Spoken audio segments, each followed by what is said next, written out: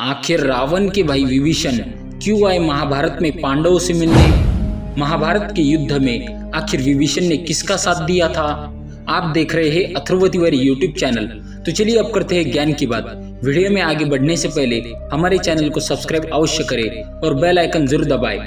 हिंदू धर्म में कुछ चिरंजीवियों का वर्णन मिलता है जिन्हें साक्षात ईश्वर द्वारा अमरत्व का वरदान मिला है। ये चिरंजीवी कलयुग के अंत तक जीवित रहेंगे और अंत में श्री हरि विष्णु के 10वें अवतार यानी कि कल्कि अवतार के दर्शन करेंगे। हनुमान जी और भगवान परशुराम की तरह ही विभीषण की भी गिनती इन्हीं चिरंजीवियों में होती है। इन्हीं की तरह विभीषण आज भी जिंदा है, जिन्हें आज भी श्रीलंका की गुफाओं में देखा जाने का दावा कई बार कई सारे लोग कर चुके हैं। वही द्वापर युग में भी विभीषण के होने के संकेत मिलते हैं। तो एक सवाल उठता है कि आखिर क्या थी विभीषण की महाभारत में भूमिका, और जब विभीषण ने अपने सामने भगवान श्री कृष्ण को देखा तो उनकी क्या प्रतिक्रिया थी? महाभारत के अनुसार द्रौपदी से विवाह के बाद पांडवों की पांचाल राज से मित्रता हो गई और पांडव अत्यंत शक्तिशाली हो गए। बाद में जब कौरवों को पता चला कि पांडव लाक्षागृह से बच निकले हैं और उन्होंने द्रौपदी से विवाह कर लिया है, तब हस्तिनापुर के महाराज धृतराष्ट्र ने उन्हें बुलावा भेजा। लेकिन पुत्र मोह के कारण धृतराष्ट्र एक और उलझन में फंस गए। एक तरफ उन पर युधिष्ठिर को युवराज बनाने का दबाव बढ़ता जा रहा था, तो दूसरी तरफ दुर्योधन को भी नाराज नहीं कर सकते थे। इसलिए इस परिस्थिति से बचने के लिए उन्होंने एक तीसरा मार्ग निकाला और पांडवों को पांडवप्रस्थ सौंप दिया। इसके बाद असली चुनौती शुरू हो गई, क्योंकि साधारण स्थान नहीं था बल्कि एक भयानक जंगल था जहाँ पर भयंकर जंगली जानवर रहते थे और साथ ही कई सारे नाग भी रहते थे। वह किसी भी साधारण प्राणी का रहना लगभग असंभव था। ऐसे में सभी पांडवों ने मिलकर तक्षक नाग को हराया और उसके बाद इंद्र को भी पराजित किया। तब सभी देवों ने भगवान श्री कृष्ण की सहायता से मायासुर का सहारा लेकर उसे शहर का सौंदर्य किया, जिसके बाद वह शहर एक दिव्य शहर के रूप में सबके सामने आया था। उस स्थान का नाम रखा गया इंद्रप्रस्थ। बाद में सभी महारथी हो और राजाओं के सभी प्रतिनिधियों की उपस्थिति में वह श्री कृष्ण ने एक महान यज्ञ और गृह प्रवेश अनुष्ठान का आयोजन किया। इस प्रकार निर्माण हुआ एक अत्यंत भव्य नगर इंद्रप्रस्थ। निर्माण के बाद युधिष्ठिर ने राजसूय यज्ञ का आयोजन किया और इस यज्ञ में उन्होंने विभिन्न राज्य के राजाओं को आमंत्रण दिया। उसके बुलाने पर सभी राजा वहां पर उपस्थित हुए। महाभारत के कुछ संस्करणों के तहत एकलव्य भी युधिष्ठिर के हुए यहाँ पर यज्ञ में आए थे, क्योंकि संगवीर पुत्र का राजा था। श्री कृष्ण ने युधिष्ठिर के इसी राज्य यज्ञ में शिशुपाल का वध किया था। इसी प्रकार युधिष्ठिर के राजसूय यज्ञ में सभी छोटे बड़े राजा उपस्थित हुए।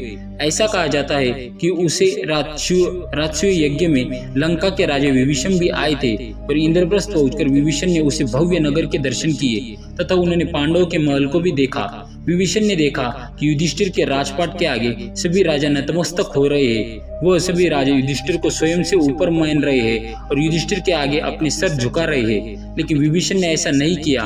उन्होंने ना तो युधिष्ठिर की सत्ता को स्वीकार और ना ही उन्होंने युधिष्ठिर के आगे अपना सर रखा। ये देखकर सभी अन्य राजाओं ने उनसे इसका कारण पूछा, तो विभीषण ने जो उत्तर दिया उसे सुनकर सभी राजा चौंक गए। इसके बाद जो हुआ किसी ने कभी उसकी कल्पना ही नहीं की थी। उनसे पूछा जाने पर विभीषण ने यह बताया कि वह भगवान श्री राम को अपना मानते हैं और उनके अलावा वह किसी के नहीं सामने अपना सर झुकाते, चाहे फिर वह कोई धरती का राजा हो या स्वर्ग का राजा।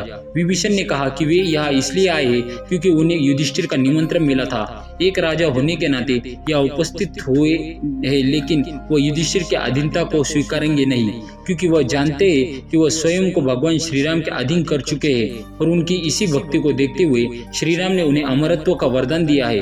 अंत में महाश्री राम के राजसूय यज्ञ किसी और को भी अपना स्वामी नहीं मान सकते। तभी उसे भरे हुए दरबार में आगमन हुआ भगवान श्री कृष्ण का और उनके भाई बलराम का, जिनको उनको पता आता हुआ देखकर सभी पांडव खड़े हो गए। युधिष्ठिर सिंहासन से उठ गए और स्वयं अर्जुन उनका स्वागत करने के लिए आगे बढ़े। वह स्वयं ने श्री कृष्ण के समक्ष अपना सर झुकाया, लेकिन विभीषण ने ऐसा नहीं किया और श्री कृष्ण ने विभीषण को देख लिया और ऐसी माया रची जिसमें विभीषण को श्री कृष्ण में श्री राम और बलराम जी में स्वयं लक्ष्मण जी के दर्शन होने लगे। ये देखकर विभीषण समझ गए कि दोनों उन्हें एक अवतार और श्री कृष्ण में प्रभु श्री राम के दर्शन करने के बाद विभीषण की आंखें भर आई और उन्होंने श्री कृष्ण के चरण स्पर्श किए। विभीषण समझ गए ये प्रभु की लीला है और वह उनका आशीर्वाद लेकर वापस लौट आए। कहते विभीषण ने महाभारत के युद्ध में हिस्सा नहीं लिया। इसके पीछे की भी साफ मंशा थी, क्योंकि स्वयं भगवान श्री कृष्ण युद्ध नहीं कर रहे थे, इसलिए विभीषण ने भी इसका साथ नहीं दिया। रावण के भाई होने के बावजूद भी श्री राम के अत्यंत भक्त उन्होंने लंका में रहते हुए श्री राम की भक्ति की कथा रावण के बाद लंका में शासन किया। विभीषण ऋषि कुलसत्य के पुत्र ऋषि विश्रवा और कैकसी के सबसे छोटे पुत्र थे। राक्षसी जाति का होने के बावजूद भी वह बाली और प्रहलाद की तरह ही हरिभक्त, उनकी व्यवहार राक्षसों जैसा नहीं था। उन्होंने अपने बड़े भाइयों के साथ ब्रह्मा जी की तपस्या की थी और वह एक बड़े राम भक्त भी थे। भगवान विष्णु के परम भक्त पिता से मिलने घोड़ा के कारण वह प्रायसी के समान की दृष्टि देखते थे। सीता हरण के बाद बहुत ज्यादा विरोध भी किया गया था, लेकिन रावण ने उनकी नहीं सुनी। अंत में रावण का क्या परिणाम हुआ ये तो आप सब जानते ही है। अपनी अगली आने वाली वीडियो में हम एक और ऐसे रामायण के योद्धा का जिक्र करेंगे जो स्वयं भगवान श्री राम के कुल के थे। उन्होंने युद्ध में स्वयं कौरवों का साथ दिया था। आखिर कौन थे श्री राम के वो खास पोते जिन्होंने कौरवों का साथ दिया था? अगले आने वाली वीडियो में इसी बात का पता चलेगा। अगर आपको यह कहानी पसंद आई हो तो वीडियो को लाइक, शेयर और सब्सक्राइब करेंगे। मिलेंगे अगली बार इसे खास वीडियो के साथ, तब तक के लिए